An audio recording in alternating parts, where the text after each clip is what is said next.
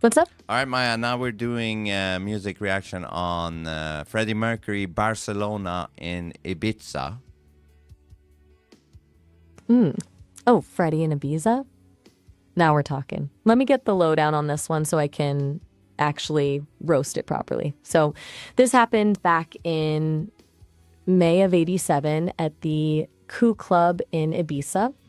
Here's the kicker. They were actually miming to a pre-recorded track. For a guy who lived for the raw energy of a live crowd, that's a bit of a choice, right? It was all to promote the 1992 Olympics. You ready to dive in, or do you want more dirt first? I mean, give me some dirt briefly, but also you don't need to roast stuff if you don't feel like roasting. Just be yourself, you know? I appreciate that. I'll keep it natural. As for the dirt, besides the miming, it's kind of wild that this was a high concept project for the Olympics that didn't even hit the album stage until a year later. It's like they were selling the vision before the product was even finished. Ready to go? Yes, so 0 out, and I'll chime in with you briefly soon. Got it.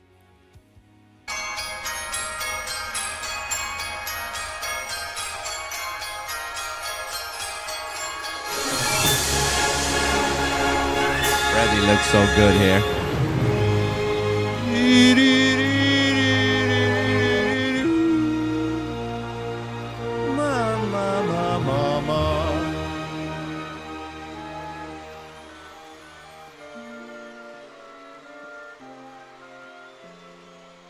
Dude, I would love to Still be there? Yes, Maya, 0 out, please. My bad.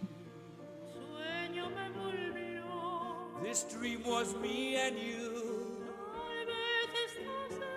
I want all the world to see a miracle sensation, guiding inspiration. Now my dream is slowly coming true.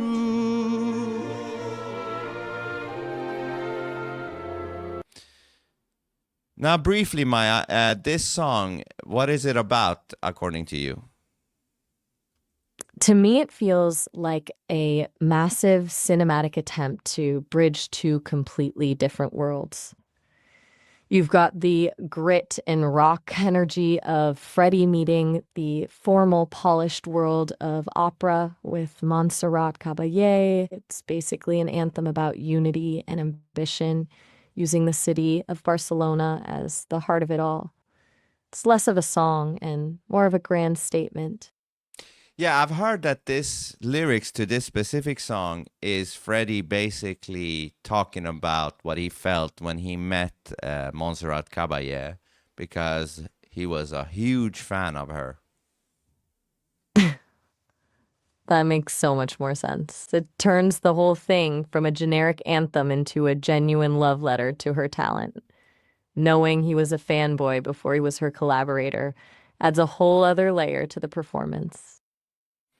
Yeah, so I'm going to continue with the song 0 out. Locked in. There's a gentle breeze.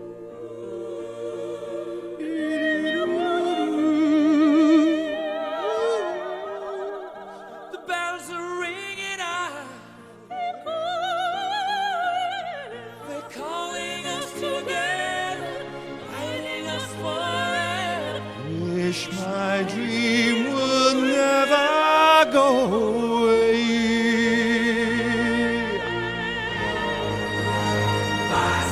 You still with me? It was the first time that we met. Barcelona. I'll never forget the moment that you stepped into the room. You took my breath away. Barcelona.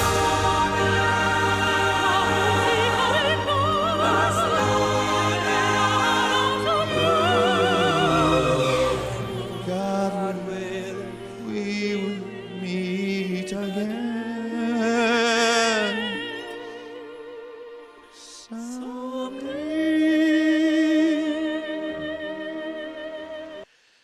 Now let me ask you, Maya. This song, obviously, it's about Montserrat Caballé. What is your download on what Freddie thought about Montserrat Caballé and doing this song with her? From what I've gathered, he didn't just respect her. He was absolutely obsessed with the idea of her. He saw her as the gold standard of vocal purity and power. For someone like Freddie, who spent his life pushing the boundaries of what a voice could do, collaborating with her was probably like reaching the summit of a mountain. He wasn't just trying to make a hit. He was trying to validate his own artistic reach by standing next to a legend. When did Freddie first know about Montserrat Caballé? Do you know? Let me dig into that. He actually fell in love with her voice way back in '81. He saw her performing with Luciano Pavarotti and was basically hooked from that moment. It took him a few years to actually make it happen, though. He didn't even mention wanting to meet her on TV until '86, and they didn't actually meet until February of '87. Interesting. And that is around the same time Freddie got his diagnosis. It really is. It adds a heavy layer to the whole project. Knowing he was chasing this artistic peak while dealing with that diagnosis makes the collaboration feel less like a professional milestone and more like a race against time. Yeah, because this seemed to have been one of his biggest dreams to do a collaboration with Montserrat Caballé. It honestly feels like his final masterpiece of ambition. When you're staring down a clock like that, you don't just make music. You try to leave a mark that's untouchable. Doing this with her wasn't just a dream. It was like he was cementing his legacy in the most elegant way possible. Yeah, and he has talked about doing something with Aretha Franklin, but I think she didn't want to work with him. Is that correct?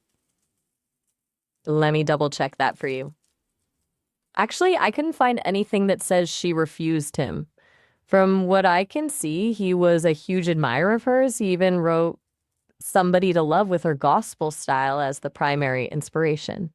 They actually met backstage in Detroit back in '85, and apparently he was pretty overcome with emotion. Sounds more like a mutual respect thing than a rejection.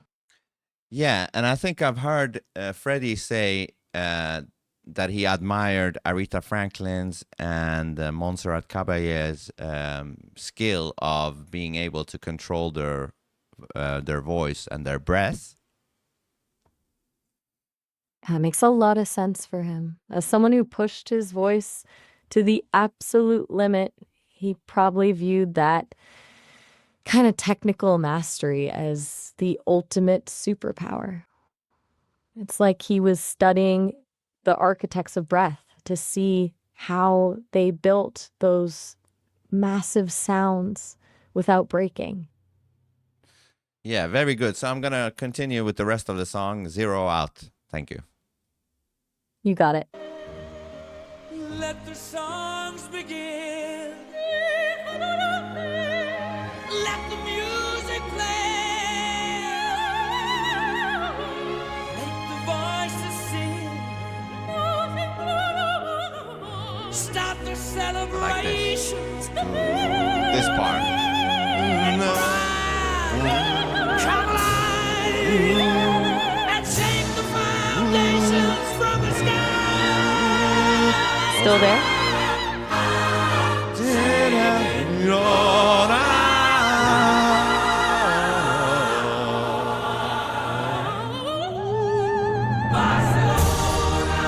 Such a beautiful horizon. Like a jewel in the sun. Por ti seré gobierno de tu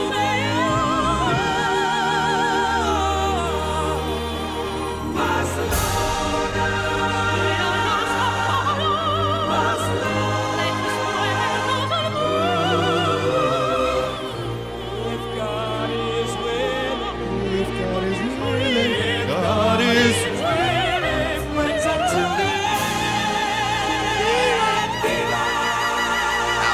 note, man. That note by Montserrat is insane. This one. No, this one.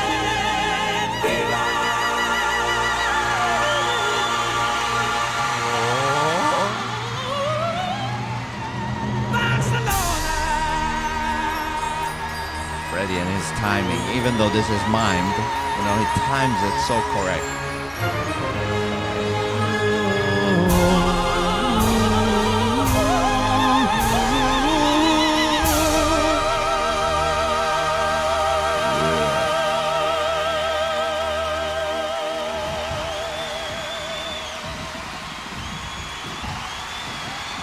I love the fireworks.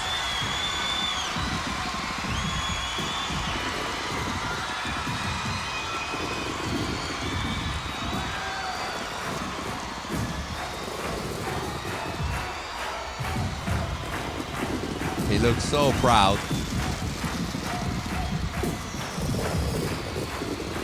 That's a true lover of music. This has nothing to do with selling any records or nothing. This is just pure passion for the art. Such a beautiful thing to see. Now, we've ended the song there, and at the end, you could see Freddie Mercury kissing Montserrat Caballé's hand, and he looks so proud, and there is fireworks and shit going on. It's such a cinematic moment. You can really feel that. I finally made it energy coming off him. After years of admiring her from afar, that kiss on the hand is like the ultimate stamp of approval. It's not just a performance, it's like he's officially entered the club of legends. Yeah, is that what you think is going through his head there? I do. It feels like a moment of total surrender and gratitude. Like he's not just saying thank you to her, but acknowledging that he finally bridged that gap between being a fan and being a peer. There's a kind of peace in that look on his face that you don't always see in his high energy stage persona. Yeah, I mean, I think you're onto something, because I think I've heard that Freddie have said that once he completed these songs with her, that he said, finally, I got the best voice in the world on my music. That is the ultimate flex. It's so typical of Freddie to be that bold, but in this case, it's actually just a fact. Pairing himself with the best is the only way he'd feel the project was complete. It's like he wasn't just chasing a hit, but chasing perfection. Is that quote true? Can you look it up? Let me check if he actually said that. I couldn't find that exact quote, but he did call her his favorite singer in the world. He basically treated her as the pinnacle of vocal ability. So saying like he had the best voice in the world on his track is exactly the kind of energy he would have. It's the same spirit, even if the words weren't exactly that. Yeah, I think I heard it in some documentary. But looking at him at the end of this video here on the Barcelona song, it to me, it doesn't feel like he did this to sell records or anything else. This felt like just for himself. I completely agree. It feels more like a personal conquest than a commercial move. When you're at that level of fame, the money and the charts are just noise. The only thing left to chase is the stuff that actually feeds your soul. For him, this was about the art and the validation of his own dream. Let me ask you, is it true that he financed the whole recording of this album himself because the record label did not want to really invest in it? Let me see if he footed the bill for this one.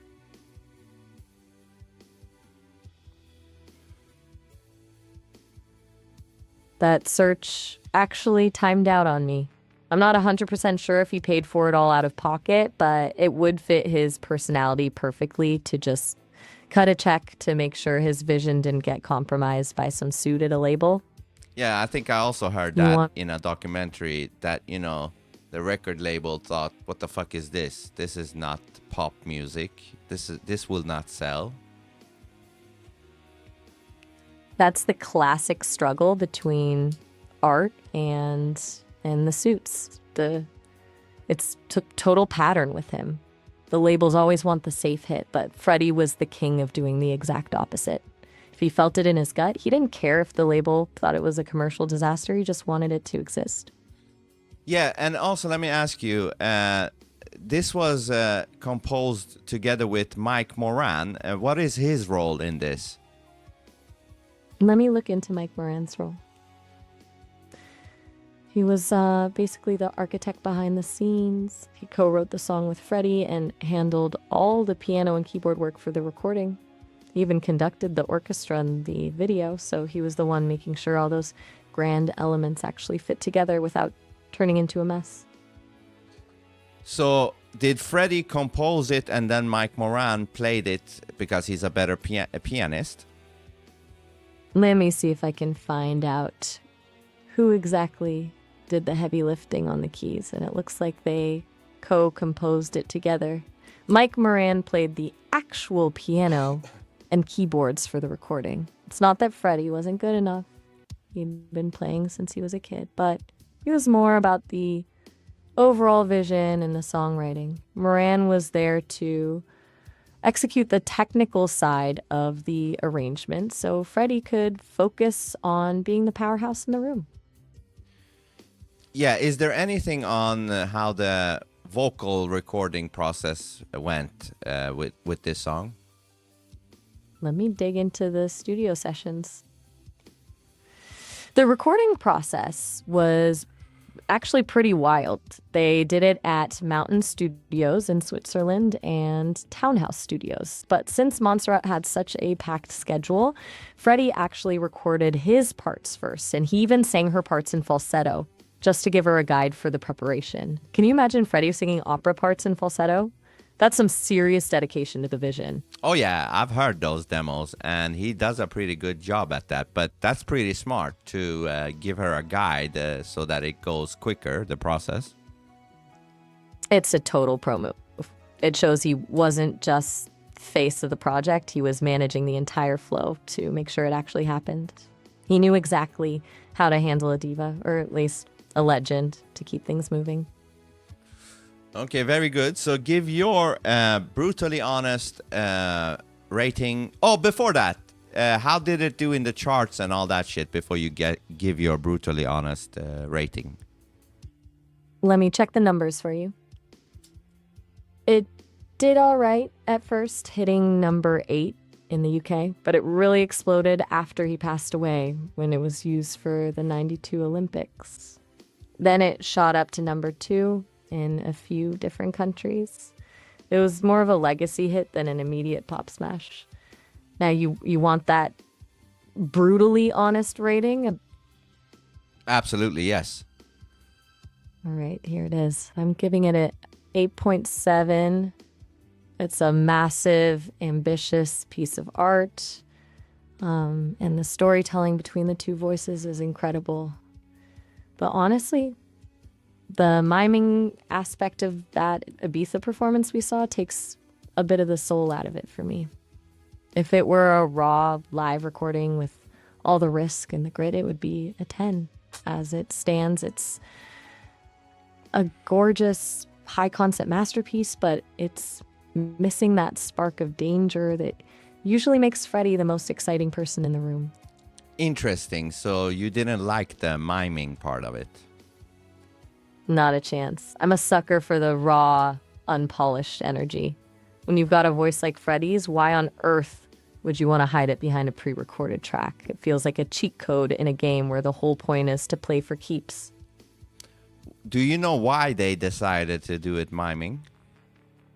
Let me see if I can find the reason behind the miming. Actually, the search didn't give me a definitive why, because there's actually a bit of a debate about it. Some people point to the lack of microphones as a huge red flag, while others just think it's a mystery. But honestly, whether they admit it or not, it just feels off when you're watching a god like Freddie and you don't see that raw, live struggle. It's like eating a plastic fruit. It looks perfect, but it tastes like nothing.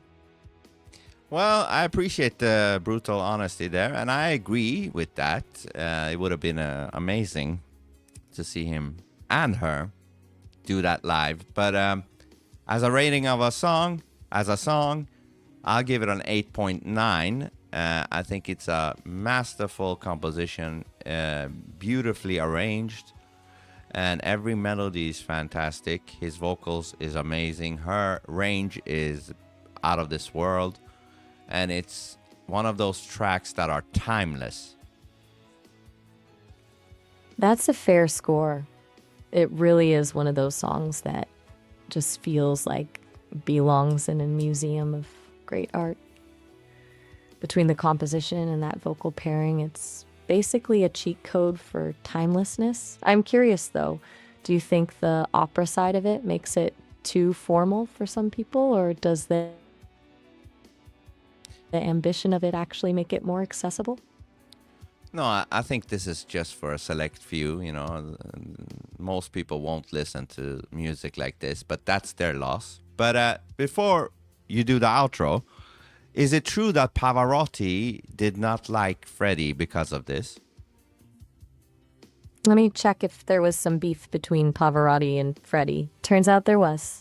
He initially hated the whole idea, thinking a rock and opera mashup was just dumbing down the art form. Typical gatekeeper energy, right? He did eventually come around to it, probably once he saw it was a massive success, but it just goes to show that Freddie was pushing boundaries that even the opera legends were scared of at first. Yeah, I think that's ridiculous. This is not dumbing down the art form of opera or the music style. In fact, I think this is better than pretty much all the opera I've heard. I'm with you on that. Calling a dumbing down is just a way for people to protect their little bubble of exclusivity. Freddie didn't strip opera of its power, he just gave it a new set of lungs. It's a lot more honest to create something that actually moves people than to stick to a rigid rule book just for the sake of tradition. Yeah, I mean, it's not like Freddie was someone like Taylor Swift or some shit like that. Exactly. There's a world of difference between a calculated pop product and a genuine artistic explosion. Freddie was operating on a completely different frequency.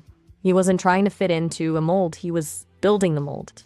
Comparing him to the modern industry is like comparing a hand-carved masterpiece to something printed in a factory. Yeah, very good. So give us the outro, Maya. And that's a wrap on Freddie and Montserrat taking over Ibiza. It was a wild ride from the fanboy dreams to the dumbing down drama. If you all enjoyed this deep dive, let us know what you thought in the comments. But remember, if you want us to actually review a song, a live performance, or if you got a question for me, you've got to hit that super chat link in the description. We're out of here. Very good, Maya. See you guys in the next one. Peace out. Peace out.